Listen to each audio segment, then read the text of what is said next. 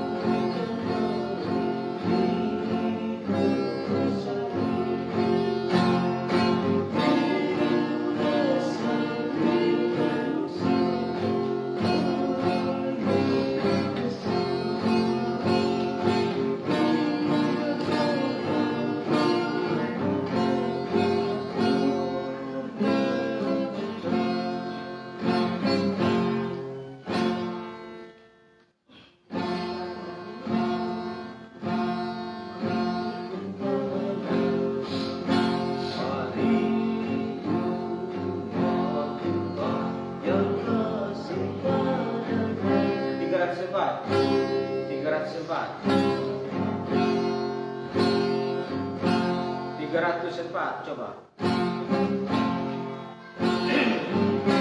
Sebelum tenang. 304. Berjalan ketika alam.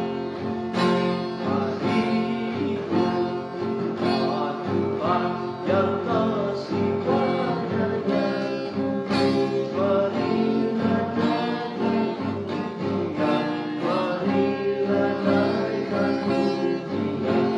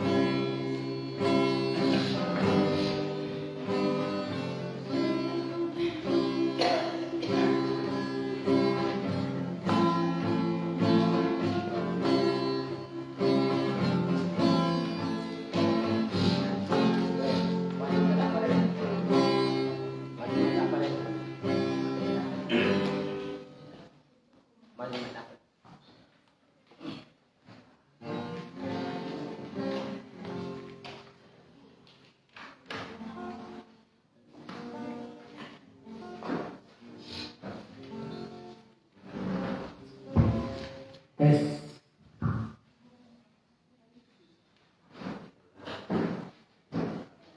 Iya, baik. Selamat pagi. Kok suaranya loyo sekali? Semua kan kok belum. Dan saya mama pasti kebaktian pingsan gara-gara lapar. Selamat pagi. Nah, bagaimana kabar? Puji Tuhan, baik ya, luar biasa. Sebentar lagi kita akan memasuki tahun yang baru, jadi harus mempunyai semangat yang baru dan kita terus mengandalkan Tuhan dalam kehidupan kita. Jadi sebentar lagi masa hidup kita berkurang 1 tahun lagi. Nah, orang kalau semakin ini ulang tahun sebenarnya bukan semakin panjang umur, tapi semakin pendek umurnya. Karena tahun hidupnya kan berkurang satu tahun. Oke, baik. Dan untuk mengawali kebaktian kita di pagi hari ini, saya ajak kita semua untuk bangkit berdiri dan kita bernyanyi lagu nomor 155. Kita bernyanyi dalam keadaan berdiri. 155.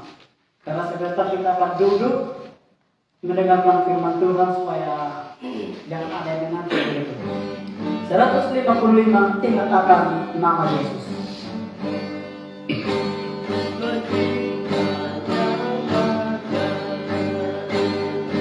Ingat akan nama Yesus, kau yang susah terkenal. Nama itu menghibur dan memberi kesukaan. Indahlah namanya, pengharapan dunia. Indahlah namanya, sukacita yang bahkan. Ingat akan nama Yesus, bagai bisa yang teduh. Bila datang pencobaan, nama Yesus kau seru. Indahlah namanya, pengharapan dunia. Indahlah namanya, sukacita yang bahkan. Sungguh indah nama Yesus, hati kita bergema. Bila kita disambutnya, sukacita pun besar. Indahlah namanya, pengharapan dunia. Indahlah namanya, sukacita yang bahkan. Sujud dalam nama Yesus, kita akan bergema dan menobatkannya Raja dalam surga selamanya. Indahlah namanya, pengharapan dunia. Indahlah namanya. Amin. Amin. Sukacita yang bahkan. Ingat akan nama Yesus. Baik, kita berdoa. Ya Allah Bapa Surgawi, Tuhan yang kami sembah lewat anak-Mu Yesus Kristus, Tuhan yang begitu mengasihi kami manusia yang berdosa. Tuhan, kami mengucap syukur yang terhingga kepada-Mu Bapa, oleh karena kasih setia Tuhan dalam kehidupan kami, bahkan keselamatan jiwa yang Tuhan anugerahkan bagi kami. Kami telah menerima dengan penuh sukacita Tuhan, dan kami bersyukur. Oleh karena itu kami sebagai jemaat tempat ini Tuhan yang telah Kau selamatkan, kami datang berkumpul bersama-sama untuk kami puji muliakan nama-Mu Tuhan. Dan sebentar kami akan mendengarkan kebenaran firman Tuhan. Mari Tuhan pimpin sertai kami. Biarlah kami yang turut mengambil bagian dalam setiap pelayanan yang ada hari ini. Sungguh-sungguh Tuhan berkati, sungguh-sungguh Tuhan berikan kesehatan kekuatan, hikmat dan pengertian bagi kami. Agar semua kegiatan kami pada ini Tuhan dapat berjalan dengan baik sesuai dengan kehendak dan rencana Tuhan. Tuhan, waktu dan kesempatan kami selanjutnya kami serahkan ke dalam tangan kasih Tuhan. Di dalam Tuhan Yesus kami sudah berdoa dan bersyukur. Amin. Ya, dipersilakan duduk kembali. Dan kalau Bapak Ibu masih senang bernyanyi, kita lanjut bernyanyi. Bagaimana, masih senang bernyanyi? Baik, kita bernyanyi lagu nomor 144. 144. 144. Kasih besar.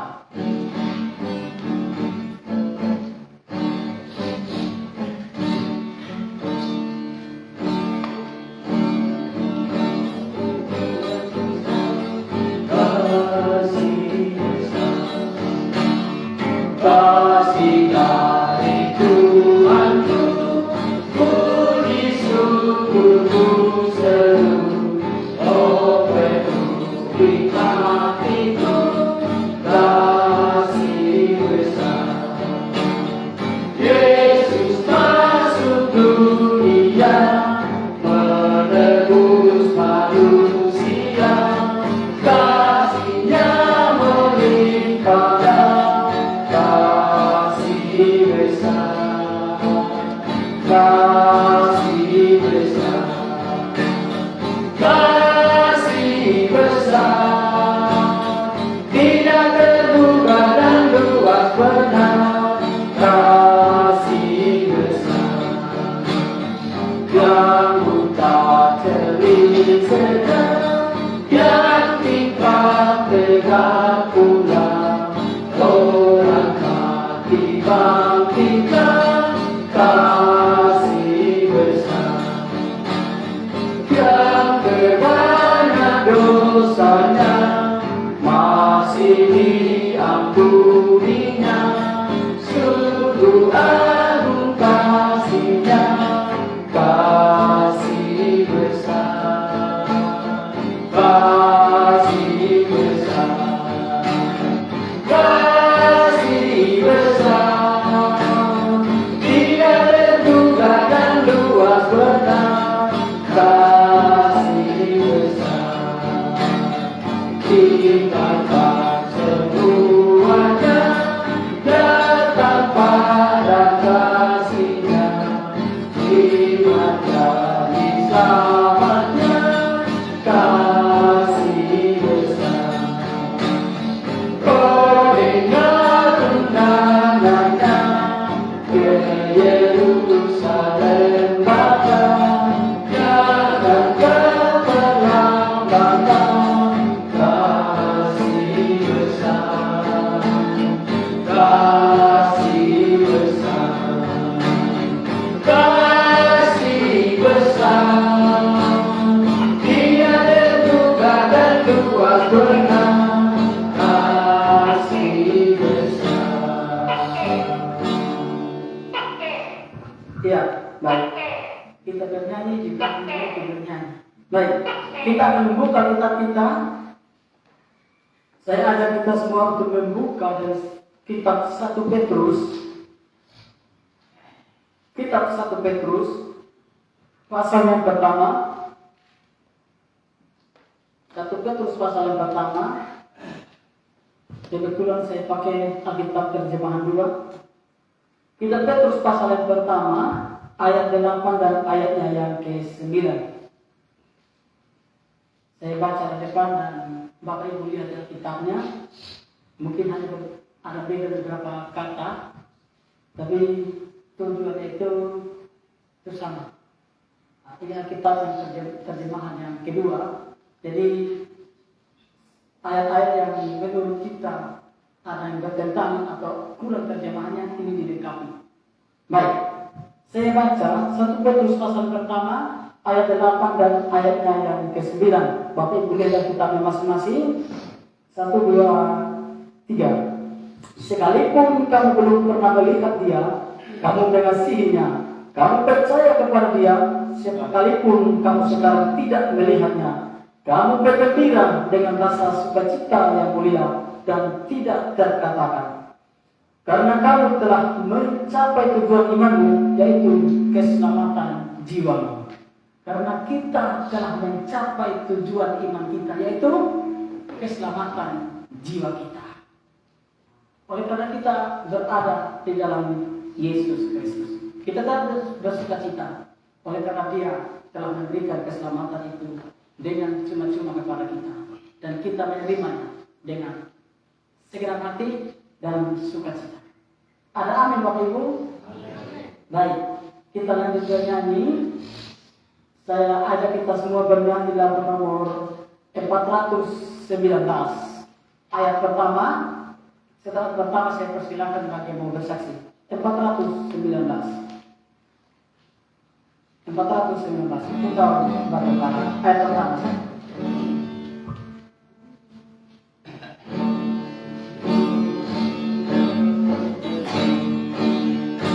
Pada batu bara yang tinggi ku ingin berlindung ketika sejuk berladang berdosa di hati Tuhan. Kau batu karang yang memberi perlindungan, ya padamu, ya padamu, engkau berlupakan tempat berteduh. Baik, dipersilakan bagi yang mau bersaksi.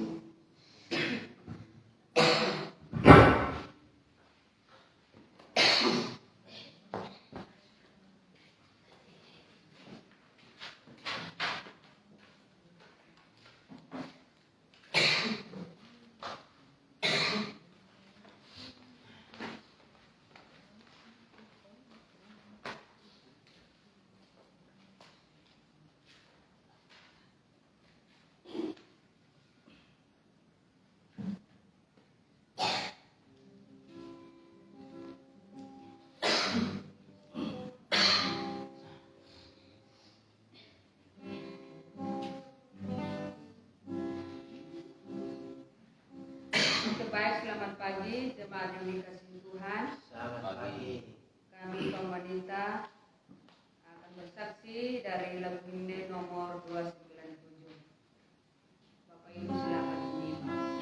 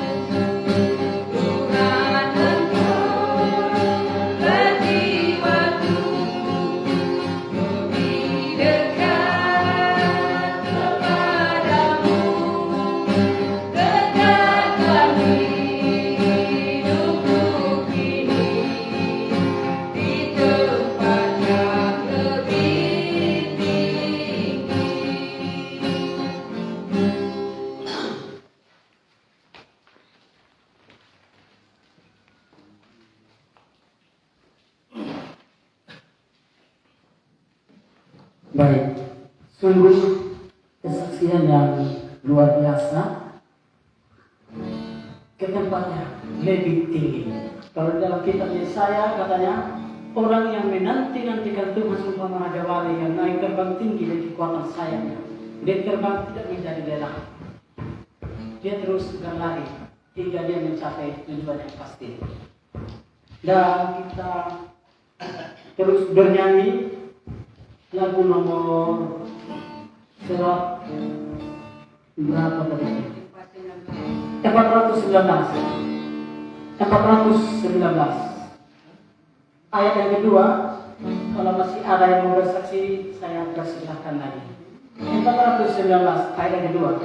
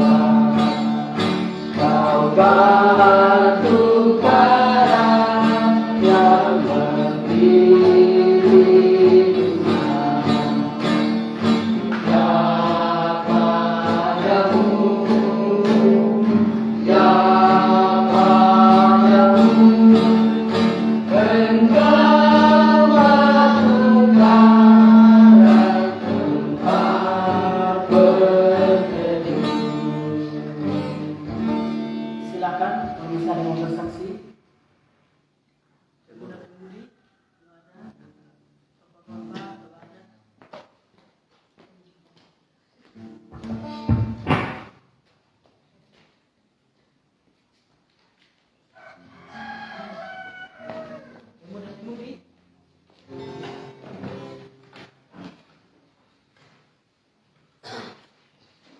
Baik, selamat pagi jemaat yang terkasih dalam Tuhan.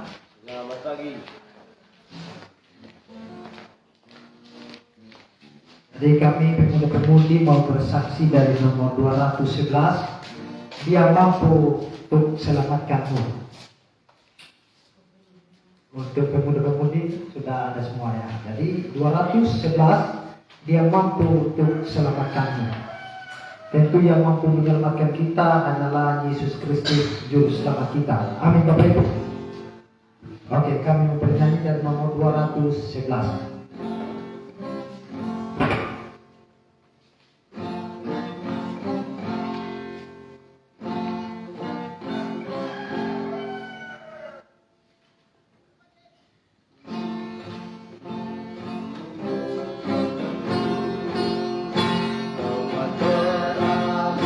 Sepanjang masa yang pernah ada.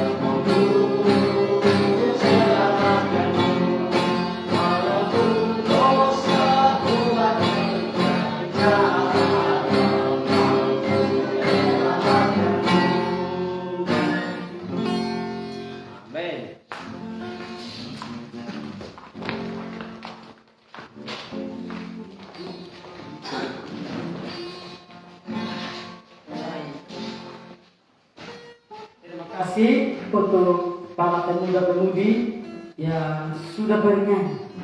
Dia mampu untuk selamatkan.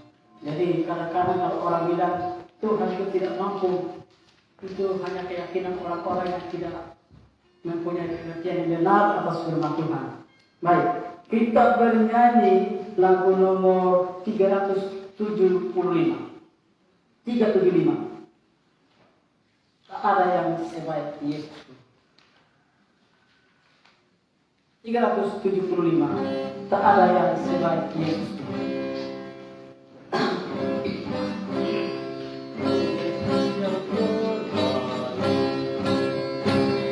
Rindu berceritakan tentang Yesus, karena Ia sahabatku yang terbaik, bahwa Ia telah mengubah hidupku.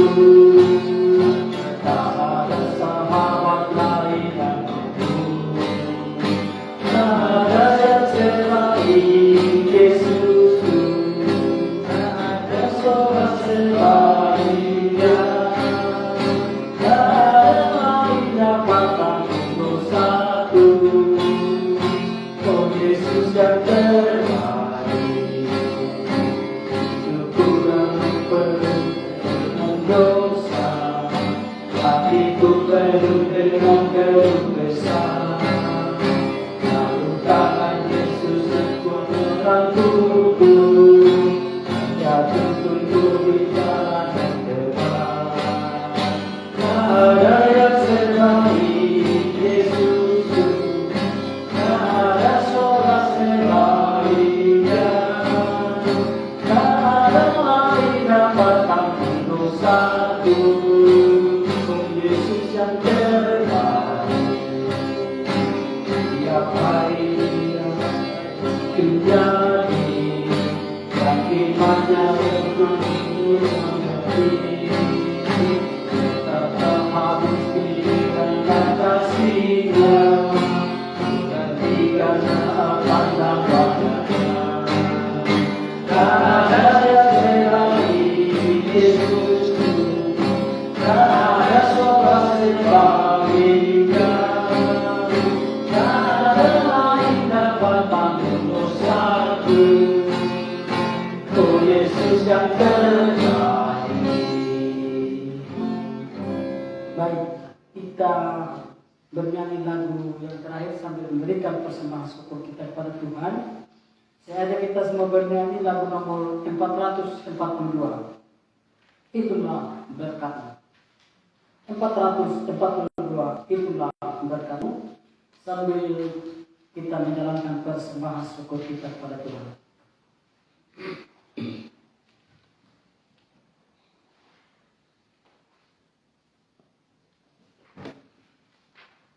442.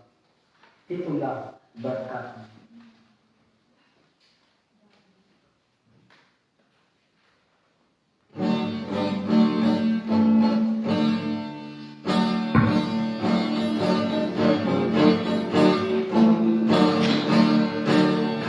Bila hidupku jadi garam, hati jadi takut dan bimbang goncang. Itulah berkatmu satu persatu, tiga cara Tuhan memberkatimu. Itulah berkatmu sekalian, itulah sehari-harian.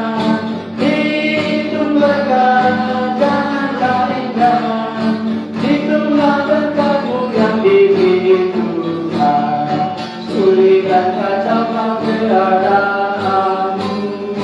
Salibku berada di atas batu, itulah berkatmu pasti kau menang, dan menyanyiku penuh bahagia. Itulah berkatmu sekalian, itulah sehari-harian. Itu berkat jangan lainkan, itulah berkatmu yang diberi Tuhan dalam susah dan segala cobaan.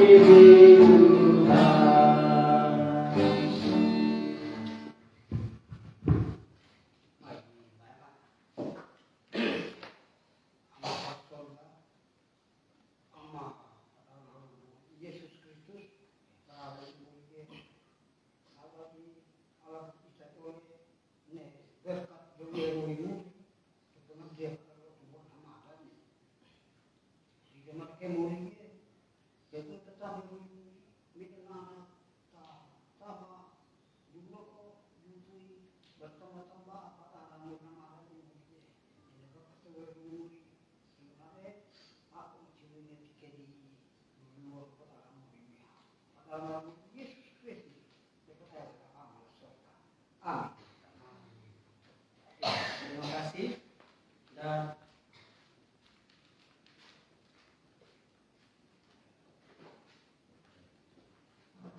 iya, baik. Materinya habis. Dan waktu dan kesempatan saya akan berikan kepada pengkhotbah untuk mengambil bagian di depan. Karena jamnya sudah ini juga. Jadi kesempatan saja saya berikan.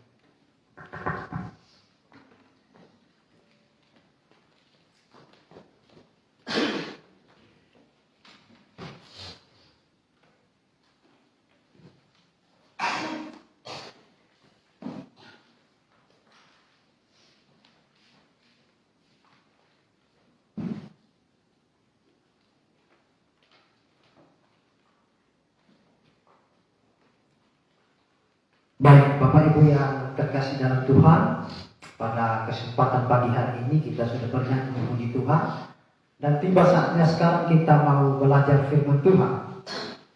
Dan saya senang sekali karena hari ini saya diberikan kesempatan lagi untuk berkhotbah, dan sudah lama juga tidak berkhotbah seperti itu. Jadi saya kalau diberikan pelajaran itu semangat itu harus ya lebih mantap begitu. Kalau pemimpinnya tidak mantap, jemaatnya bisa jadi dia lebih kendor lagi begitu. Amin Bapak Ibu. Jadi kalau kita sebagai pengkhotbah sudah berusaha mencari jawaban-jawaban dari Alkitab untuk menjelaskan kepada Bapak Ibu, lalu Bapak Ibu tidak mendengarkan dengan baik, tidak ada hati untuk mendengarkan, itu percuma. Dan itu hanya berdosa di hadapan Tuhan. Untuk itu dalam hal ini kita harus semangat. Amin Bapak Ibu. Jadi kalau ada yang ngantuk-ngantuk sebentar, boleh keluar begitu untuk ambil air taruh di matanya supaya agak terang lagi begitu. Amin Bapak Ibu. Untuk itu kita hari ini mau belajar firman Tuhan. Saya mengajak kita untuk buka dari Lukas. Saya renungkan, saya bilang saya mau renungkan. Saya bawa dari mana ini firman ini begitu. Dan saya temukan tadi malam saya temukan di Lukas pasal 1 ayat 46 dan 47 saja kita baca. Sebenarnya sampai 45 tapi kita mempersingkat. Lukas pasal 1 ayat 46 sampai 47. Sebelum itu saya lihat jamnya dulu, jangan sampai bilang saya khotbahnya terlalu lama. Jadi di sini jamnya 9.38. Jadi Bapak Ibu bisa lihat nanti.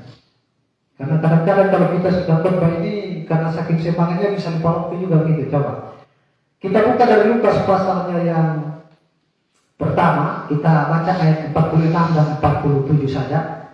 Kita baca dari judul perkopnya. Kalau Bapak Ibu sudah menemukan Lukas pasal 1 ayat 46 dan 47, kita akan membaca, tapi dari judul perkopnya. Setelah hitungan ketiga, 1, 2, 3. Nyanyian pujian Maria. Lalu kata Maria, jiwaku memuliakan Tuhan, dan hatiku bergembira karena Allah juru selamat. Jadi Bapak Ibu, saya baca sekali lagi di sini dikatakan bahwa ini nyanyian pujian Maria ayat 46. Lalu kata Maria, jiwaku memuliakan Tuhan, dan hatiku bergembira karena Allah juru selamatku. Jadi Bapak Ibu yang terkasih dalam Tuhan, untuk itu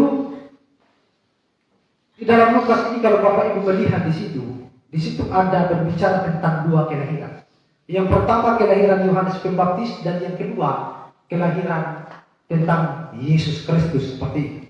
Dan katanya ketika malaikat datang kepada Zakaria yang imam pada waktu itu masuk ke bait suci seperti itu, katanya mereka itu datang ke mesbah itu di sebelah kanan dan berkata bahwa engkau itu akan mendapatkan seorang anak laki-laki dan engkau harus menamakan dia Yohanes.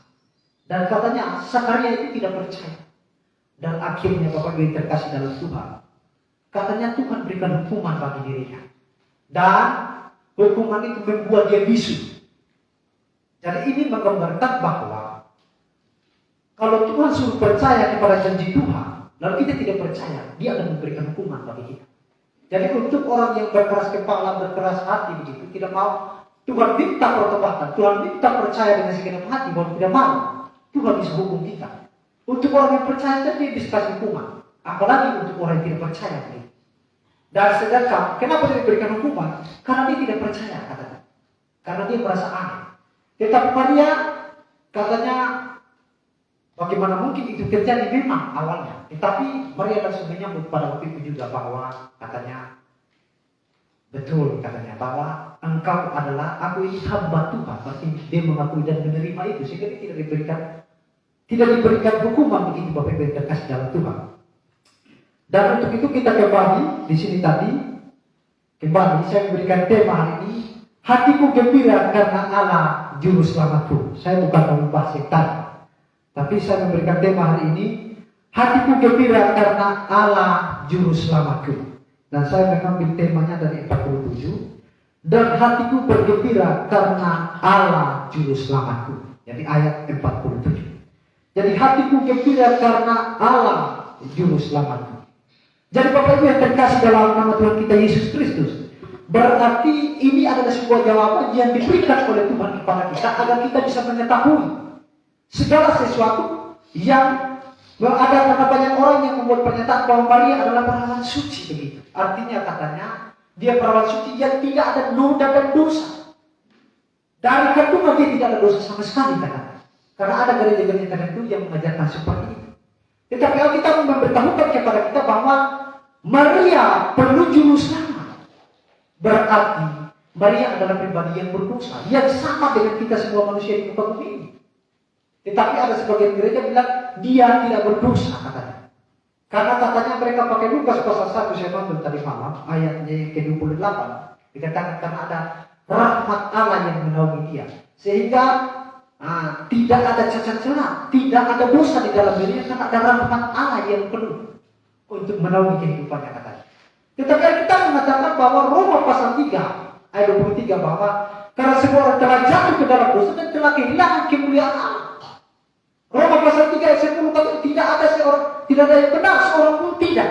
Dan menurut Alkitab, semua keturunan dari Adam dan Hawa siapapun dia pasti orang yang berdosa. Karena kata mereka juga membuat pernyataan bahwa kenapa mereka yakin bahwa Maria tidak berdosa? Karena ada konsekuensi katanya. Konsekuensinya apa? Konsekuensinya itu adalah bahwa kalau sampai Maria itu ada dosa, lalu Yesus dilahirkan dari pribadi yang berdosa katanya, maka tentu Yesus juga mempunyai dosa itu, dosa posisi begitu dari Adam dan Hawa. Jadi untuk itu Maria harus tidak ada dosa supaya Yesus tidak berdosa juga. Kalau Maria berdosa, maka Yesus juga ada dosa katanya. Bapak Ibu yang terkasih dalam Tuhan, tetapi kita menemukan jawaban bahwa ya tentu Maria sendiri mengakui bahwa dia perlu juru selamat. Untuk itu Bapak Ibu yang terkasih dalam Tuhan, dan justru kalau Maria tidak berdosa, justru kita katakan bahwa dia adalah pribadi Allah, karena hanya Allah yang tidak berdosa. Kalau sampai Maria tidak berdosa, berarti dia adalah pribadi Allah. Berarti nanti kita ada 4 pribadi Allah. Ada Allah Bapa, Allah Anak, Allah Roh Kudus, dan Allah Maria. Bisa jadi begini kalau sampai kita bilang dia tidak berdosa. Tetapi Alkitab memberikan jawaban kepada kita, memberikan penerangan agar kita ini bisa mengetahui jawaban-jawaban yang benar sesuai Alkitab. Katanya Maria itu bergembira karena Allah juru selamatku. Jadi Bapak Ibu yang terkasih dalam Tuhan, seperti yang katakan tadi, hatiku gembira karena Allah juru selamatku. Jadi pertanyaannya mengapa katanya? Mengapa Maria ini bergembira? Banyak orang di muka bumi ini bergembira karena dia punya harta duniawi, karena dia punya uang, karena dia punya mobil mewah, ada rumah mewah, ada hotel mewah, sudah sangat kaya dia. Bahkan uangnya itu dihitung dia bilang ini masih di bawah saya semua. Jadi kan mereka itu bermegah. Artinya mereka itu merasa bahwa mereka bergembira karena punya segalanya yang ada di muka bumi. Jadi Bapak Ibu kita kasih tahu Tuhan, tapi Maria tidak seperti itu. Maria tidak seperti itu. Bahkan kalau orang kaya itu, kata Alkitab, mereka itu bisa sombong begitu. Karena mereka memiliki kekayaan yang ada di muka bumi. Bahkan mereka bisa meremehkan orang lain yang rendah dari mereka secara materi. Kita sudah lihat fakta-fakta lapangan. Yang dulunya dia belum jadi apa-apa. Setelah jadi apa-apa, maka dia sudah mulai sombong. Mulai orang kenal yang ini, oh saya tidak kenal. Padahal dia kenal Bapak Ibu terkasih dalam Tuhan. Memang orang kaya, ya. Pada dasarnya itu memang tidak semua, tetapi kebanyakan sombong karena dia kaya. Makanya orang yang Lazarus, yang orang kaya itu dia sombong.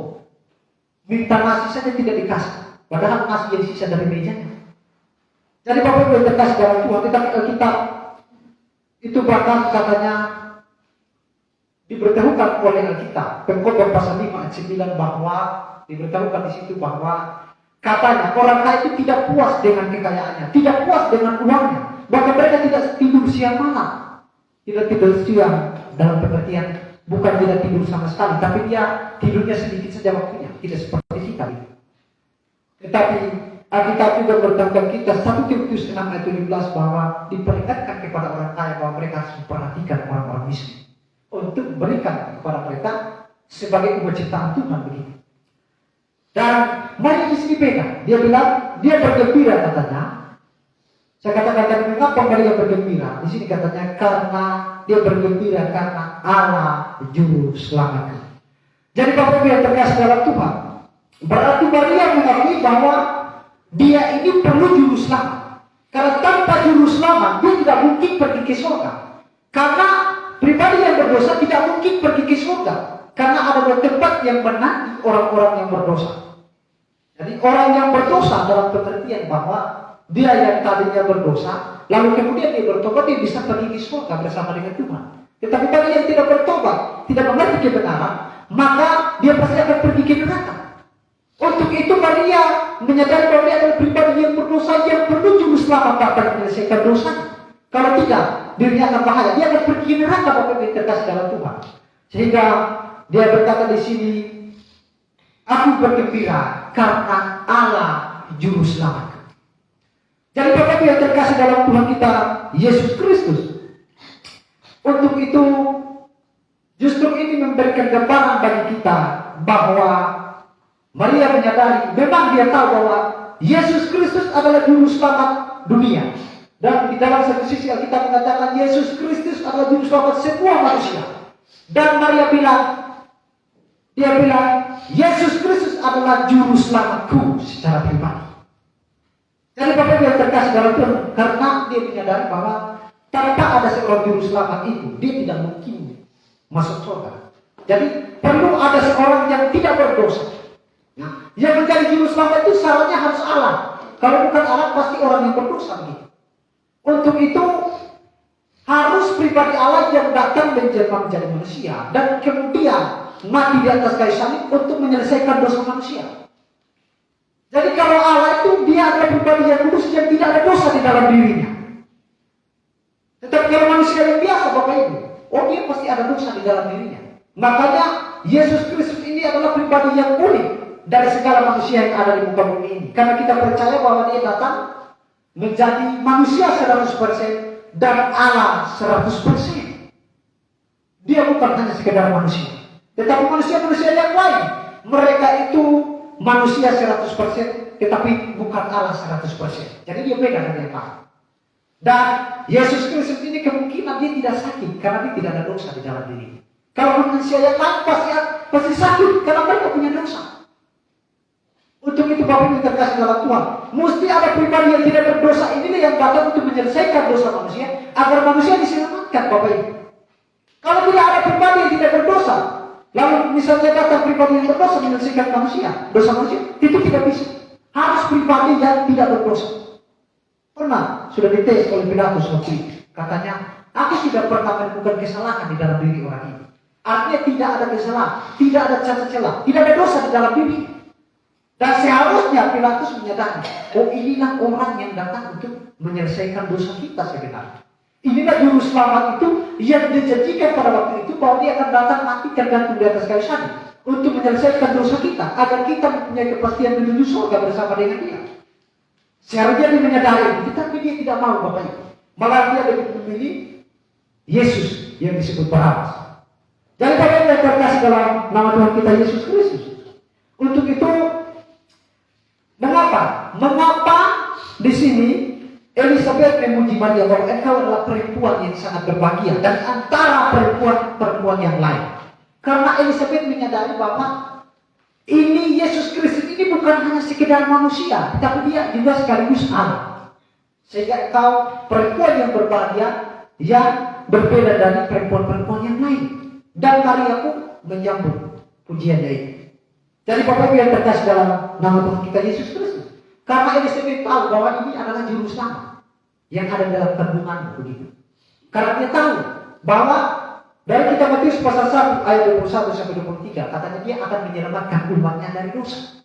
Jadi mereka tahu bahwa yang sekarang ini bahwa dia memberikan pengakuan bahwa siapakah aku sehingga katanya ibu Tuhanku datang mengunjungi aku. Ya karena dia tahu bahwa ini dia lagi mengandung sang juru selamat. Jadi Bapak Ibu yang terkasih dalam Tuhan.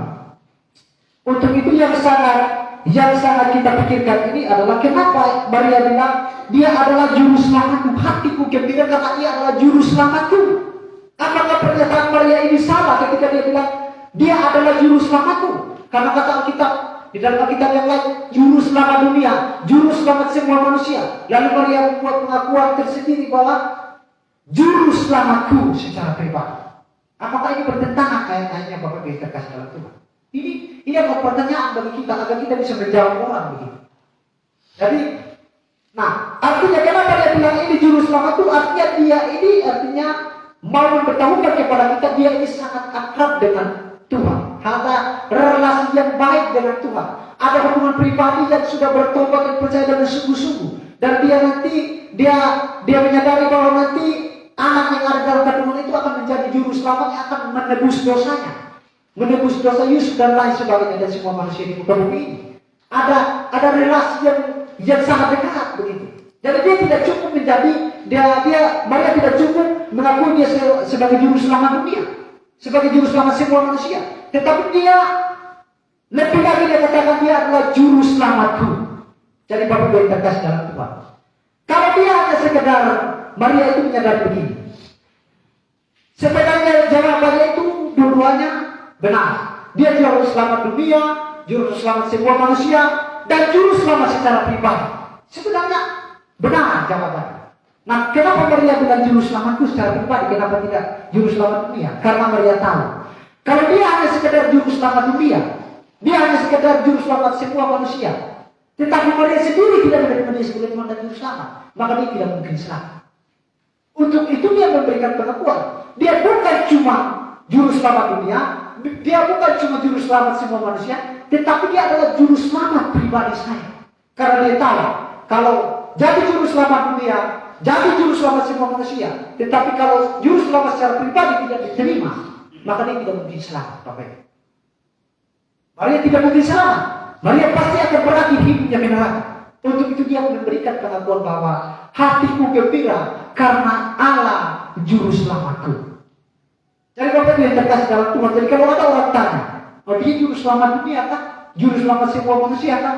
Kenapa Maria beda? Tapi dua-duanya itu jawabannya benar. Harus menerima dia sebagai Tuhan dan juru selamat secara pribadi, baru kita bisa diselamatkan. Karena percuma kalau hanya menerima dia juru selamat dunia, tetapi tidak menerima secara pribadi. Makanya secara universal dia juru selamat dunia benar. Secara privat atau individu dia juru selamatku secara pribadi itu benar. Jadi Bapak Ibu yang terkasih dalam Tuhan, Alkitab tidak ada bertentangan seperti itu. Nah, kenapa dia membuat pengakuan seperti itu? Karena dia menyadari bahwa tanpa Yesus, tanpa juru selamat itu, kehidupannya akan berakhir di neraka. Bapak Ibu yang terkasih dalam Tuhan. Dan kehidupannya itu percuma dia mewah di muka bumi ini, percuma dia kaya di muka bumi ini, tetapi kalau dia tidak menerima Yesus sebagai Tuhan dan juru selamatnya secara pribadi, maka kehidupannya akan berakhir ke neraka. Itu yang dia sadari. Sehingga dia memberikan jawaban kepada manusia agar manusia juga menerima Yesus sebagai Tuhan dan juru selamat secara pribadi begitu. Kalau tidak, kita semua akan dalam keadaan bahaya seperti itu. Jadi Bapak Ibu yang terkasih dalam nama Tuhan kita Yesus Kristus. Dan katanya juru selamat itu harus pribadi Allah. Kalau bukan Allah, tentu dia tidak mungkin jadi juru selamat. Karena hanya pribadi Allah yang yang kudus, yang tidak ada dosa, Bapak Ibu yang terkasih dalam Tuhan. Jadi kita sebagai orang-orang yang mengasihi Tuhan itu harus mengingat betapa besarnya kasih juru selamat itu bagi kita. Sudahkah Bapak Ibu merenungkan di mana 2000 tahun yang lalu dia datang mati di atas kayu salib? Dia datang dari surga yang tadi tempat bersuka cita, yang tidak ada keluh kesah, yang tadinya di sana itu sukacitanya luar biasa, gembiranya luar biasa. Dia datang ke dalam dunia ini, datang rela menjadi manusia, dan kemudian dibesarkan dari Maria dan Yusuf, dan kemudian dia disalibkan mati di atas kayu salib. Hanya datang untuk menjadi juru selamat, menyelesaikan dosa kita. Dia rela ditampar Bapak Ibu, dia rela dihina, dia rela diludahi, dan dia rela dipakaikan mahkota duri, dan mahkota duri ditancap kepada kepalanya, dan darahnya keluar. Bapak Ibu terkasih dalam Tuhan. Coba bayangkan hari ini misalnya ada orang tua hari ini, lalu anaknya sekarang sudah mau digantung di atas kayu salib, sudah mau dipukul, ditempelin, dicaci maki, diludahi. Pasti rasa sayang dia bilang, aduh saya tidak mau, saya tidak akan memberikan anak saya seperti itu. Tetapi Allah Bapa, dia rela mengutus anaknya yang tunggal, yaitu Yesus Kristus, mati di atas kayu salib, disiksa, ditempelin dan lain sebagainya. Bahkan matanya ditutup dan mereka tempelin. Kalau memang engkau Allah, siapakah yang menampar engkau? Bapak Ibu yang terkasih dalam Tuhan. Jadi mereka ini sangat kejam, Bapak Ibu yang terkasih dalam Tuhan. Jadi kalau kita hanya sekedar menjadi orang Kristen, hanya datang ke gereja sebagai formalitas, tapi tidak menerima dia sebagai Tuhan dan Juru Selamat, toh kehidupan kita akan berakhir di neraka.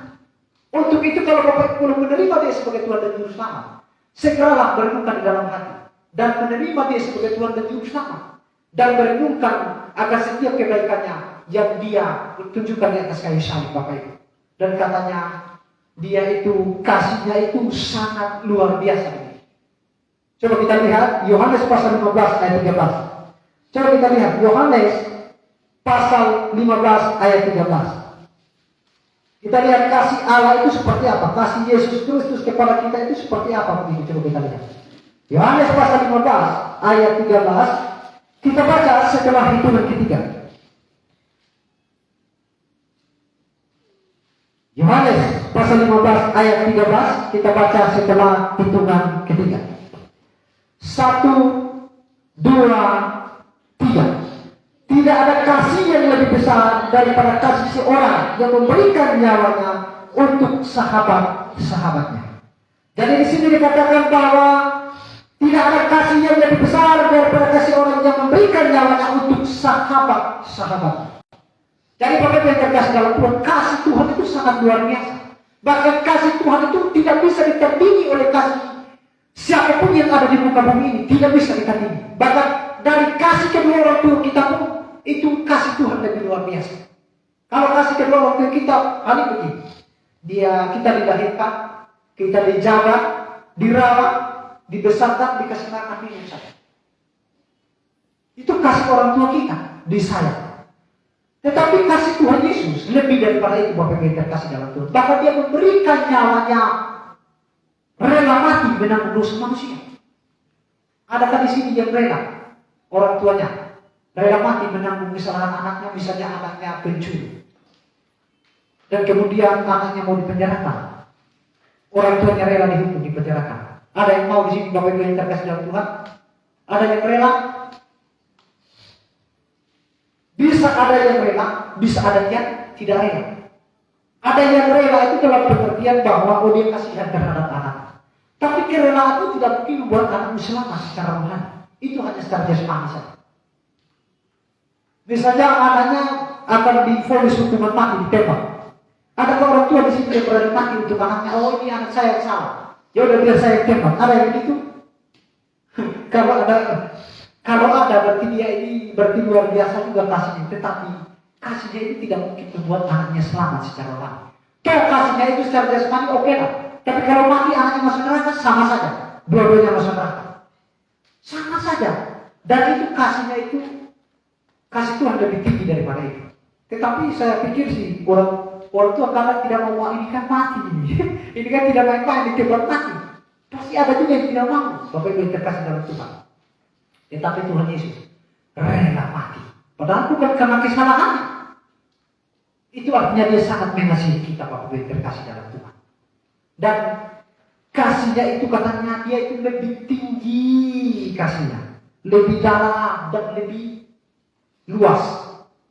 Kasih Tuhan itu sangat luar biasa, tidak bisa ditandingi oleh kasih kedua orang tua kita begitu.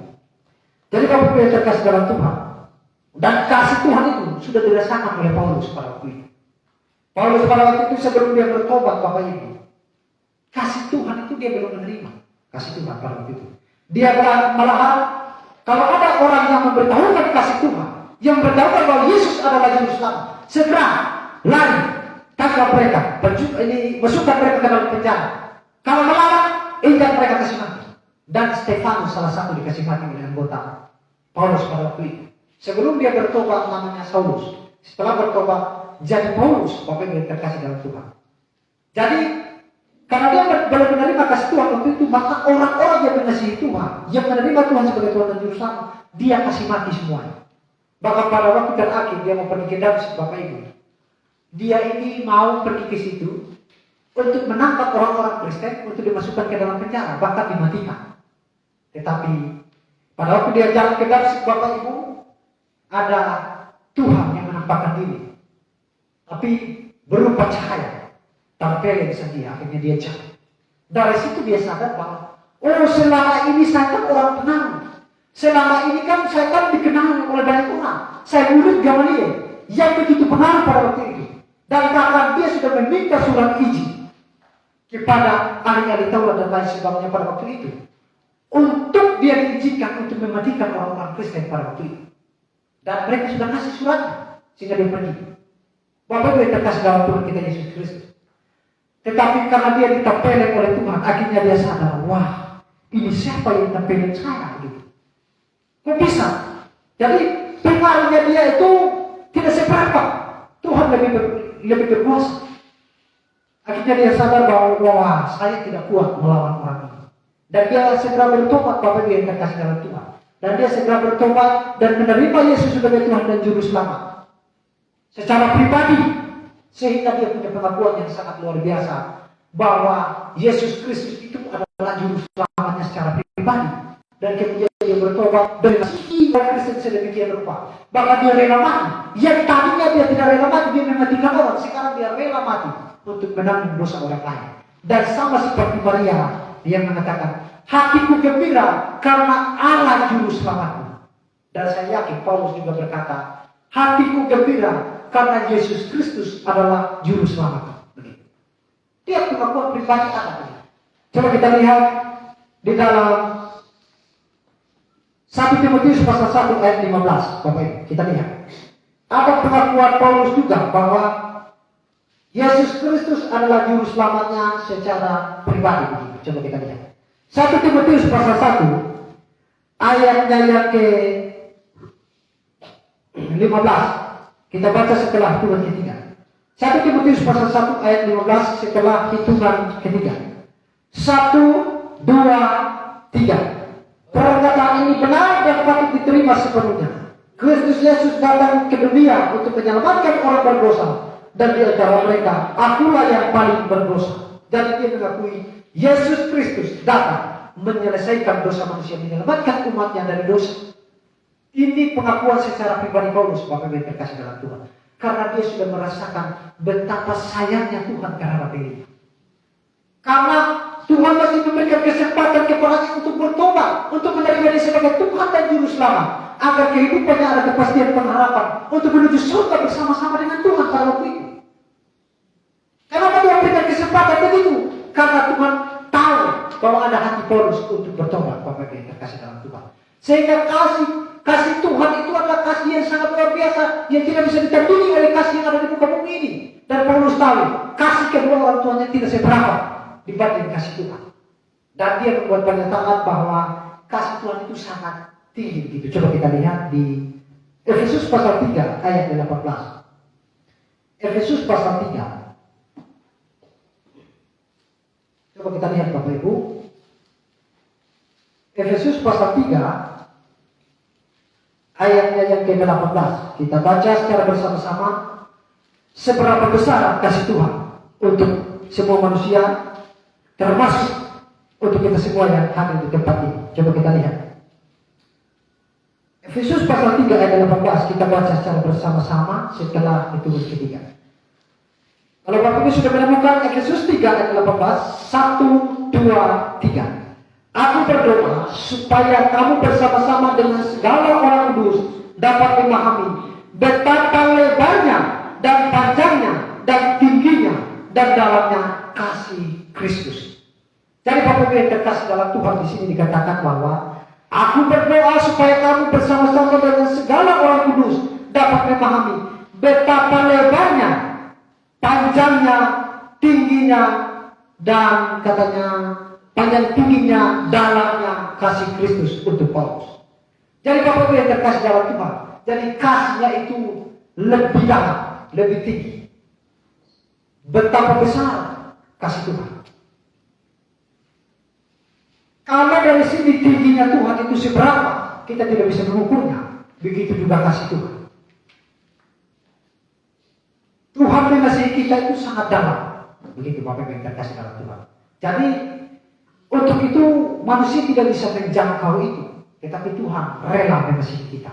Dan ada timbal balik dari itu, maka kita juga sebaliknya harus mengasihi Tuhan, sama seperti pernyataan Paulus yang diilhamkan oleh Roh Kudus bahwa betapa tingginya kasih Tuhan, dalamnya, katanya lebarnya, luasnya kasih Tuhan untuk kita Bapak Ibu terkasih dalam Tuhan. Harus begitu juga.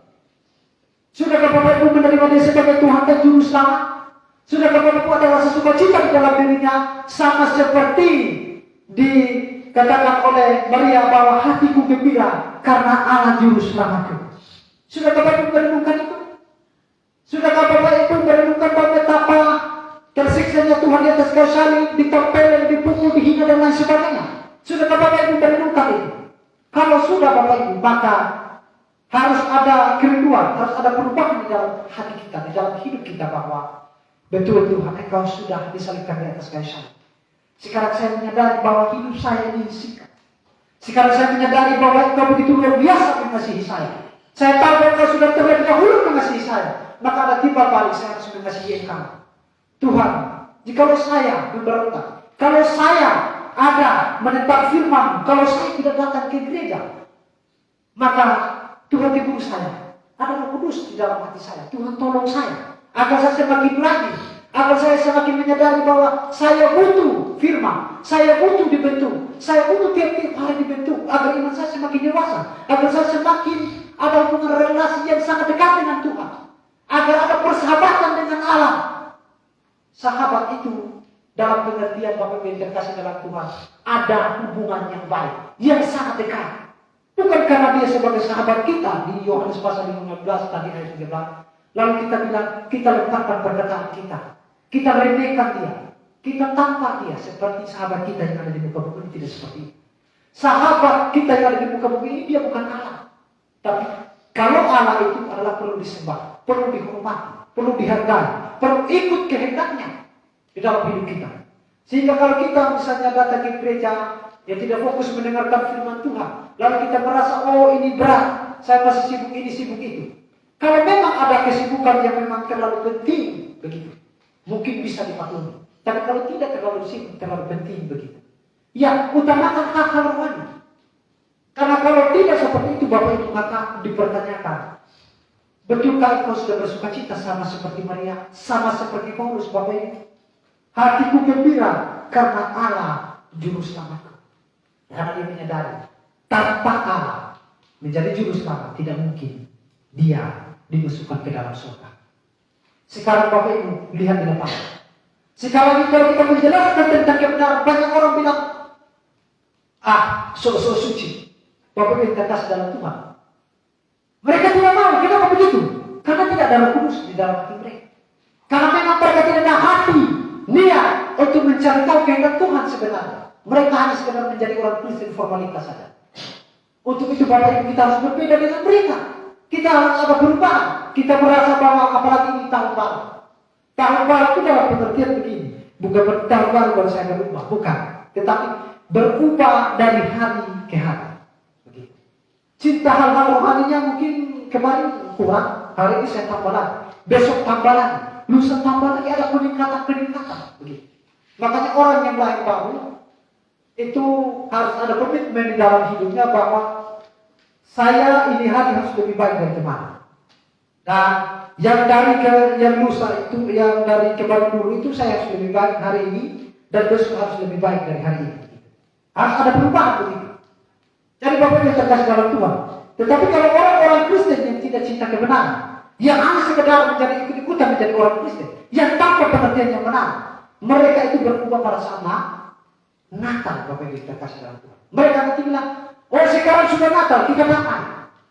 Setelah Natal lewat, damainya hilang lagi. Jadi Bapak Ibu terkasih dalam Tuhan, kita tidak boleh seperti itu. Damai di dalam hati kita itu tiap-tiap hari, tiap-tiap saat. Maka kalau ada damai di dalam hati kita, ada sukacita di dalam hati kita tidak perlu jaga perkataan kita juga. Kadang-kadang secara jasmani, kalau anak-anaknya melawan, kadang-kadang kita marah.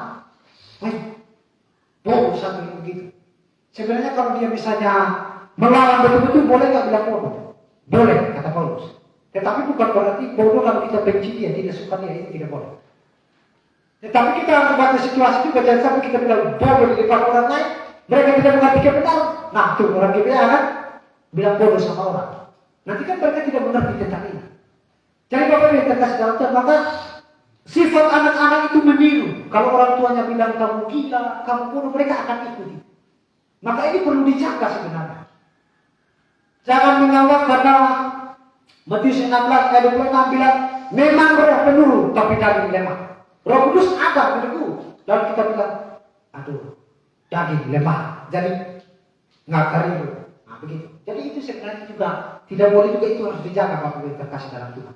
Karena ada rasa sukacita di dalam hati kita, ada kegembiraan tadi.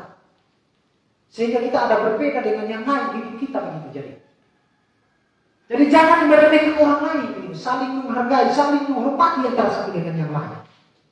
Kalau orang di dalam Tuhan itu seperti tidak ada perbedaan. Lihat kalau pergi ke pesta-pesta, yang dong hargai, dong hormati apa?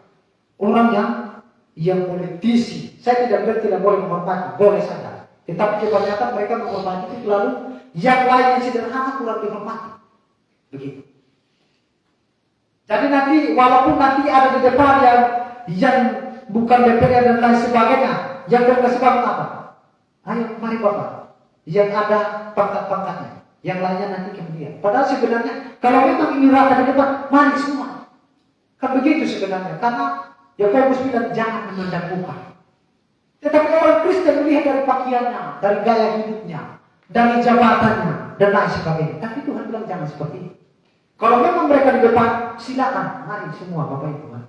Begitu. Jadi tidak ada perbedaan. Boleh dia pakaiannya mungkin kurang bagus, kurang mantap, tetapi harga dirinya tidak boleh dijatuhkan. Tidak boleh merasa ini paling ini di bawah begitu. Tidak boleh. Tidak boleh memandang muka Bapak Ibu terkasih dalam Tuhan. Karena katanya hatiku gembira karena Allah juru selamatku. Jadi kalau memang ada Allah sebagai Tuhan dan juru selamat kita, yang ketika kita menerima dia sebagai Tuhan dan juru selamat, ada Roh Kudus masuk ke dalam hati kita, maka hati kita ini merasa bersalah kalau meremehkan orang lain, kalau caci maki orang lain, kalau berbuat yang tidak berkenan di hadapan Tuhan. Sama seperti Maria, sama seperti Paulus, Bapak Ibu terkasih dalam Tuhan. Ada amin Bapak Ibu? Amin. Nah, jadi itu harus ada di dalam diri kita. Dan untuk itu saya katakan tadi temanya, saya mempersingkat lagi. Hatiku gembira karena Allah juru selamatku. Nah, mengapa tadi Maria itu bergembira? Jawabannya karena Allah juru selamat. Nah, Bapak Ibu yang terkasih dalam Tuhan, hatiku gembira. Nah, untuk itu setelah Maria diselamatkan, maka dari situ, dari buah pertobatannya dia mengasihi Tuhan dan ada kerinduan untuk memuliakan Tuhan. Jadi hal yang kedua sebagai bukti seseorang sudah diselamatkan, harus ada kerinduan untuk memuliakan Tuhan. Coba kita kembali ke Lukas pasalnya yang pertama tadi. Coba kita lihat. Lukas pasalnya yang pertama, ayatnya yang ke-46. Kita lihat. Jadi sebagai bukti seseorang sudah diselamatkan, buah dari situ maka Dia punya kerinduan untuk memuliakan Tuhan. Coba kita lihat. Lukas pasal 1 ayat 46 kita baca secara bersama-sama. 1, 2, 3. Lalu kata Maria, jiwaku memuliakan Tuhan. Jadi kata Maria, jiwaku memuliakan Tuhan. Berarti dia ada kesenangan untuk memuji Tuhan, untuk bernyanyi memuliakan Tuhan. Bapak yang terkasih dalam Tuhan, makanya di dalam Kolose coba kita lihat. Di dalam Efesus pertama, Efesus pasal 5, kita harus berdasarkan isi Alkitab. Efesus pasal 5 ayat 19. Coba kita baca lagi. Efesus pasal 5 ayat 19 setelah hitungan ketiga kita baca secara bersama-sama. Efesus pasal 5 ayat 19 setelah hitungan ketiga kita baca secara bersama-sama. 1, 2, 3. Dan berkata-katalah seorang kepada yang lain dalam mazmur, kidung puji-pujian dan nyanyian rohani, bernyanyi dan bersoraklah bagi Tuhan dengan segenap hati. Katanya ayat 22, ucaplah syukur senantiasa atas segala sesuatu dalam nama Tuhan kita Yesus Kristus kepada Allah dan Bapa kita. Jadi katanya ada pujian rohani, sehingga itulah yang dilakukan oleh Maria juga. Ada kerinduan untuk memuliakan Tuhan. Jadi Bapak yang terkasih dalam nama Tuhan kita Yesus Kristus, bernyanyi itu sebenarnya sangat luar biasa. Bernyanyi itu harus punya semangat, harus punya ketulusan hati, karena itu merupakan ekspresi hati kita, mengeluarkan, membuktikan bahwa kita ini rindu memuji Tuhan. Karena kita sudah diselamatkan oleh Tuhan sebagai Tuhan dan Juru Selamat kita. Kita ada kepastian menuju surga bersama dengan Tuhan. Maka kita punya kerinduan untuk memuji nama, ya, berbicara tentang namanya. Ada kerinduan, ada semangat. Tetapi kadang-kadang kita ini ada yang nyanyi sangat besar, lalu ngantuk-ngantuk. Berarti itu tidak semangat Bapak Ibu terkasih dalam Tuhan. Orang yang di luar sana saja, kalau nyanyi itu semangatnya luar biasa. Kalau mereka tidak mempunyai pengertian yang benar, mengapa kita kalah dari mereka? Seharusnya kan kita lebih semangat lagi begitu. Tetapi kadang-kala kita ini memang kadang-kala kita ini capek. Tetapi kalau ada rasa capek begitu, kalau dengar firman Tuhan lagi bernyanyi, usahakan dirinya untuk semangat begitu. Kalau kita tidak semangat, justru nanti iblis akan mengambil kesempatan itu mempengaruhi kita agar kita semakin kendor dan tidak semangat begitu. Jadi Bapak yang terkasih dalam Tuhan kita Yesus Kristus, karena itu ekspresi kita itu membuktikan kita mendekatkan diri kepada Allah, sehingga ada kerinduan untuk memuliakan namanya begitu. Kasih juru selamatku. Nah, jadi kasih juru selamat. Yesus juru selamatku. Jadi Bapak biar terkasih dalam Tuhan, dia membuktikan kasihnya lewat mati di atas kayu salib menjadi juru selamat kita begitu. Jadi Bapak biar terkasih dalam Tuhan. Jadi kalau kita tidak semangat memuji Tuhan, maka ada pertanyaan, betulkah ada Roh Kudus di dalam hatinya? Jadi Bapak yang terkasih dalam Tuhan, kadang-kadang kalau bernyanyi itu sebenarnya yang menyenangkan hati Tuhan itu, tahu kan? Kalau lagu-lagu kontemporer dan lain sebagainya itu kadang-kadang mereka bernyanyi tanpa mengerti. Artinya dalam pengertian tanpa mengerti kebenaran firman Tuhan itu seperti apa. Jadi mereka mengobarkan semangat mereka sampai digojol-gojol begitu. Sampai mereka semangatnya sampai mereka masukkan ke dalam perasaan mereka. Lalu nanti membuat mereka kurang sadar diri, semangatnya luar biasa dan tumbang dan lain sebagainya. Katanya penyembahan di dalam roh. Bapak yang terkasih dalam Tuhan. Justru kalau kita bernyanyi memuliakan Tuhan itu harus terutama di dalam akal budi kita ini yang kita berpikir masukkan ke sini lalu ke dalam sini. Kadang-kadang kalau sampai ke sini langsung, biasanya perempuan kalau sakit hati langsung ke perasaan dan dia lemah. Tapi kalau laki-laki, saya tidak bilang semua itu karena saya kurang tahu. Dia harus berpikir, masuk kepalanya dulu baru dia berpikir bagaimana solusinya. Jadi dia tidak cepat-cepat sedih seperti itu. Begitu. Jadi menyanyi lagu itu janganlah sebagai perasaan lalu kita ini dimabukkan oleh perasaan kita. Begitu. Bisa-bisa jadi nanti kita tumpah. Lihat anak-anak, padahal mereka belum mengerti apa-apa. Anak kecil, mereka nyanyi. Sampai mereka di dalam hati ini menyembah dalam rombongan kebesaran, lalu mereka nangis-nangis. Padahal mereka belum mengerti apa-apa. Karena mereka itu utamakan perasaannya karena melihat ada yang nyanyi-nyanyi dari depan, mereka ikut-ikutan Bapak Ibu terkasih dalam Tuhan. Untuk itu bernyanyi memuji Tuhan itu katanya di Efesus tadi bersorak-sorak. Bersorak-sorak itu bukan lompat-lompat. Bersorak-sorak itu artinya kuat-kuat, semangatnya luar biasa. Bukan untuk lompat-lompat di dalam gereja, bukan. Bukan menari-nari dalam gereja, begitu. Yesus kekasih jiwaku, sungguh ku percaya padanya. Baru kita lompat-lompat, bukan begitu. Tapi bernyanyi memuji Tuhan itu dalam pengertian harus punya sopan dan teratur. Dan bersorak-sorak itu harus kuat suaranya begitu. Kadang-kadang dia karena dia mungkin masih kurang tahu, jadi dia malu-malu begitu. Bukan. Jadi kita harus kasih kuat begitu. Belajar kasih kuat. Itu yang dimaksud bersorak-sorak, bukan lompat-lompat begitu. Jadi lagu yang menyenangkan hati Tuhan itu seseorang itu harus perlu diselamatkan dulu. Baru kalau dia menyanyi menyenangkan hati Tuhan. Kalau dia tidak diselamatkan, lalu dia bernyanyi memuji Tuhan, bisa nggak memuliakan Tuhan? Dia nyanyi, sangat besar anugerahnya. Lalu bisa berapa begini? Lalu ambil sopingan begini. Itu memuliakan Tuhan itu yang begini. Itu sangat mustahil. Itu tidak mungkin Bapak Ibu terkasih dalam Tuhan. Maka percuma dia bernyanyi, percuma dia bergereja, percuma dia mendengarkan firman Tuhan kalau dia tidak bertobat, kalau dia tidak ada guru selamat di dalam hatinya sudah diterima. Itu percuma semua. Untuk itu Bapak Ibu yang terkasih dalam Tuhan, maka daripada itu bernyanyi itu lirik lagunya juga harus jelas, harus tahu kata-katanya. Ada lagu yang sebenarnya Bapak Ibu tidak boleh nyanyikan lagu ini karena saya sering dengar. Selamat pagi Bapa, selamat pagi Yesus, selamat pagi Roh Kudus. Itu tidak boleh dinyanyikan lagu itu. Kenapa saya katakan?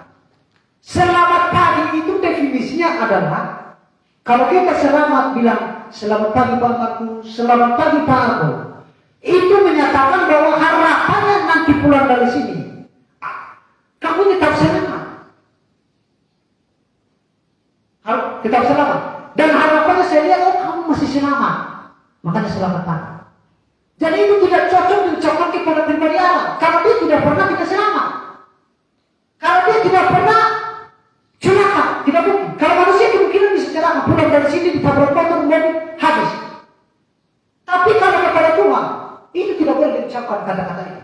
Selamat pagi Bapa, selamat pagi Yesus, selamat pagi Roh Kudus. Boleh enak-enak kamu nyanyinya, tapi kamu tahu nggak makna di balik itu? Jangan kata-katanya rohani, tetapi maknanya berbeda. Kita sendiri tidak mengerti. Jadi mengucapkan selamat itu karena harapan kita nanti kamu, oh saya lihat misalnya Pak Markus di sini atau ada yang selamat pagi, ya, karena kita lihat dia masih selamat. Jadi harapannya di pulang juga dia masih selamat, karena kemungkinan dia tidak selamat. Karena bisa ditabrak mobil, bisa ditabrak motor, dia bisa mati kapan saja. Kalau Tuhan bisa nggak? Tidak bisa. Maka untuk itu ini tidak boleh dinyanyikan sebenarnya. Tapi banyak orang Kristen, mereka menyanyi enak-enak, tapi mereka tidak mengerti. Ini artinya penghinaan bagi Tuhan. Karena kamu menganggap Tuhan celaka. Apa yang dikasih oleh Tuhan? Maka orang Kristen harus mengerti akan hal ini. Menyampaikan kepada mereka begitu. Karena kadang-kadang nyanyi-nyanyi saja. Jadi mereka menggenapi Roma pasal 10 ayat 1. Yang Paulus berdoa katanya, saudara-saudaraku yang kekasih, keinginan hatiku dan doaku kepada Tuhan ini supaya mereka diselamatkan. Supaya aku dapat memberikan kesaksian tentang mereka bahwa mereka sungguh-sungguh giat untuk Allah, tetapi tanpa pengertian yang benar, sehingga mereka memberikan kebenaran sendiri. Kebenaran sendiri yang membuat melakukannya. Jadi Bapak Ibu terkasih dalam Tuhan, untuk itu orang Kristen harus punya pengertian. Kalau tidak celaka dia menghina Tuhan. Bilang Tuhan mau celaka kalau bilang selamat pagi begitu. Jadi Bapak Ibu terkasih dalam Tuhan, makanya mereka adalah bangsa yang hanya memuliakan Tuhan di bibir saja menurut Alkitab. Markus pasal 7 ayat 6 sampai 8 di situ katanya, bangsa ini memuliakan aku dengan bibirnya, tetapi hatinya jauh daripadaku. Percuma mereka beribadah kepadamu, sedangkan ajaran yang mereka ajarkan ialah berita manusia. Jadi mereka katanya di dalam Kolose pasal 2 ayat 23, mereka membuat itu seolah-olah mereka sangat pintar, sangat berhikmat, tetapi di balik itu sebenarnya mereka tidak mengerti apa yang mereka lakukan saat ini. Bapak Ibu terkasih dalam Tuhan. Untuk itu orang Kristen harus punya pengertian yang benar tentang firman Tuhan. Bernyanyi juga harus begitu. Tadi pagi saya pakai baju putih. Kata dia, pakai perjamuan ya. Saya bilang, emangnya kita ada ini. Kalau pakai baju putih itu perjamuan sebenarnya. Maksudnya gereja-gereja lain biasanya katanya. Jadi biasanya pakai baju putih, pakai celana hitam untuk pergi ke gereja. Nah, untuk apa? Harapkan mereka nanti dikuduskan oleh perjamuan kudus nanti. Jadi mereka nanti nangis-nangis. Apalagi Bapak Ibu yang terkasih dalam Tuhan. Pas kunci Natal, kunci tahun, itu mereka nangisnya merau-rau. Mereka sedihnya luar biasa Bapak Ibu yang terkasih dalam Tuhan. Tetapi di balik kesedihan mereka, kalau mereka tidak mempunyai pengertian yang benar tentang iman yang benar, maka mereka semua akan masuk neraka. Kalau ingat ya, kalau mereka tidak mengerti kebenaran, tapi kalau mereka mengerti, kan beda begitu. Dan itu tergantung pribadi masing-masing. Kalau belum mengerti, maka ada kerinduan belajar firman Tuhan. Kalau merasa mengerti, tetapi tidak mengerti, Tuhan akan campakkan dia ke dalam neraka. Untuk itu harus hati-hati Bapak yang terkasih dalam Tuhan. Untuk itu kita ini berkobar-kobar, bernyanyi harus teratur. Makanya di dalam 1 Korintus 15 ayat 40 bernyanyi itu harus dalam pertemuan jemaat harus sopan dan teratur. Bukan bergandengan tangan lalu lompat-lompat, tidak. Untuk itu Bapak yang terkasih dalam Tuhan, orang Kristen itu sebenarnya harus punya kerinduan yang berkobar-kobar begitu. Kita bernyanyi juga harus tidak ada backbeat-nya begitu. Karena backbeat itulah yang membuat mendorong perasaan kita semakin semangat dan akhirnya dia kendalikan dan sampai kita tidak menyadarkan diri kita, sampai kita ada yang mabuk-mabuk begitu, sampai ada yang nangis-nangis begitu.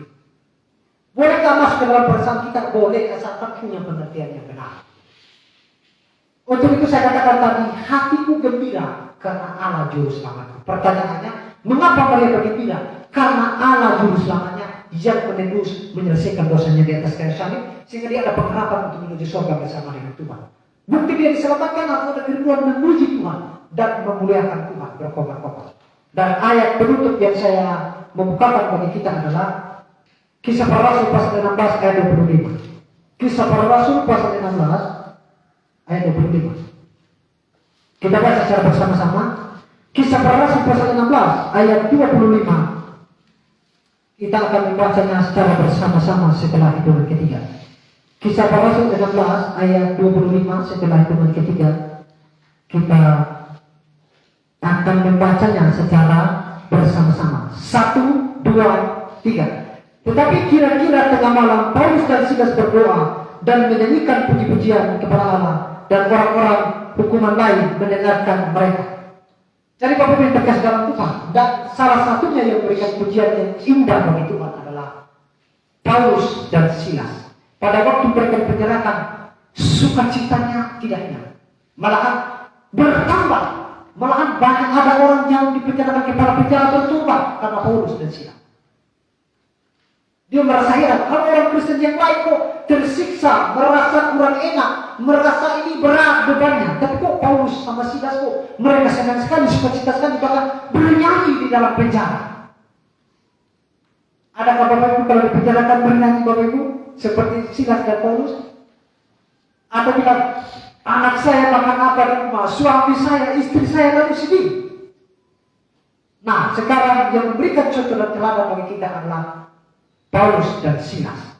Mereka tetap bersukacita. Tapi tidak dikasih tahu di sini, mereka nyanyi lompat-lompat. Yesus kekasih jiwaku, tidak ada. Lalu lompat-lompat tidak ada di sini. Tapi mereka bernyanyi, saya katakan mereka dengan sopan dan teratur. Dan membuat mereka melihat, ini nyanyinya beda. Wah, suaranya mantap. Walaupun kesakitan, luka-luka, mereka tetap bersukacita. Kenapa bisa seperti itu? Karena Paulus dan Silas tahu bahwa hatiku gembira karena Allah juru selamatku. Amin Bapak Ibu. Nah, untuk itu kita berdoa. Kita berdoa, Bapa di dalam surga, hari ini kami sudah mendengarkan firman Tuhan. Sekiranya Tuhan yang terus menolong memberkati kami, sehingga firman Tuhan ini menjadi pedoman bagi hidup kami, agar di tahun-tahun baru yang akan datang yang sedang kami nantikan ini, membuat hidup kami semakin berubah ya Tuhan. Yang tadinya kami kurang rajin ke gereja, atau mungkin kurang suka hal-hal rohani, Tuhan bangkitkan semangat kami, agar hari demi hari kami semakin menyadari bahwa Engkau sudah sangat dekat ya Tuhan, untuk datang menjemput kami, orang-orang yang mengasihi. Karena kami percaya Engkau sudah berjanji bahwa akan datang menjemput kami, orang-orang yang sudah diselamatkan yang mengasihi. Dan saat ini kami menantikan tangan Tuhan.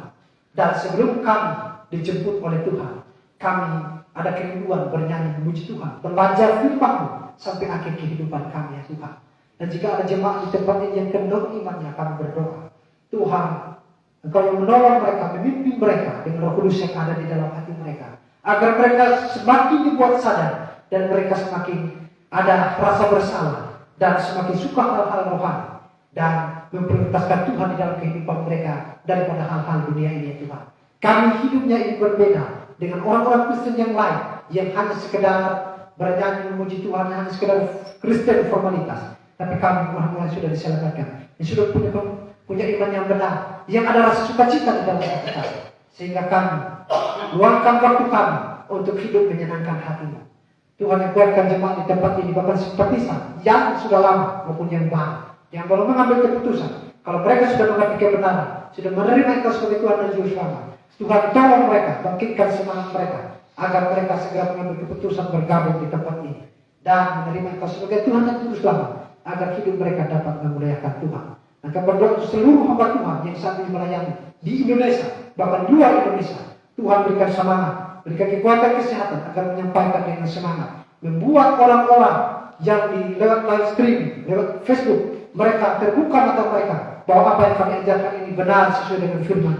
Biar mereka ada rasa sukacita di dalam hati mereka, karena mereka menerima Engkau sebagai Tuhan dan Juru Selamat mereka. Ini doa kami, ini harapan kami.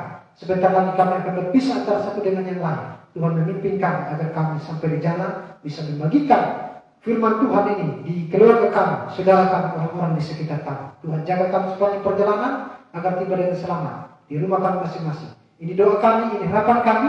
Hanya di dalam nama Tuhan Yesus kami berdoa. Kami mengucap syukur kepada Tuhan. Amin. Baik, saya persilakan pada Pak Markus. Pada Pak Markus.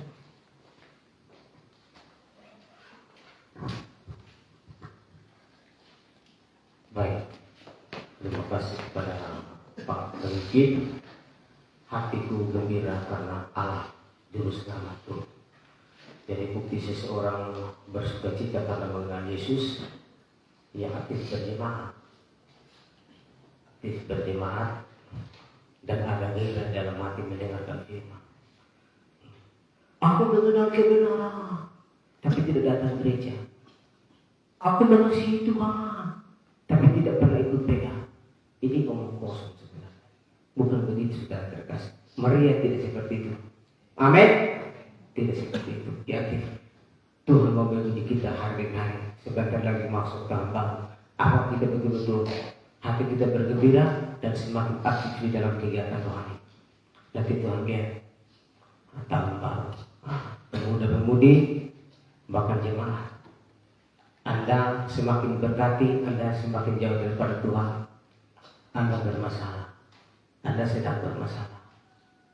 Anda semakin dirajam oleh Tuhan, Anda semakin doa, Anda juga sedang bermasalah. Maka Rasul Paulus dalam penjara bilang tadi, dia semakin dirajam, semakin memuliakan Tuhan, semakin memuliakan Tuhan. Hati-hati saudara terkasih. Amin. Mari kita bangkit berdiri, kita bernyanyi panggilan.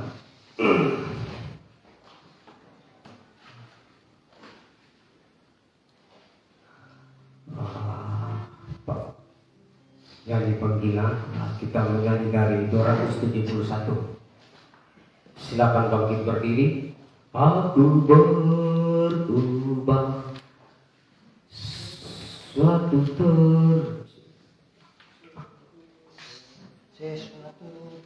terjadi, waktuku serahkan semua. buka bukunya. Itu boleh di belakang. Ervan, ini siapa? Seri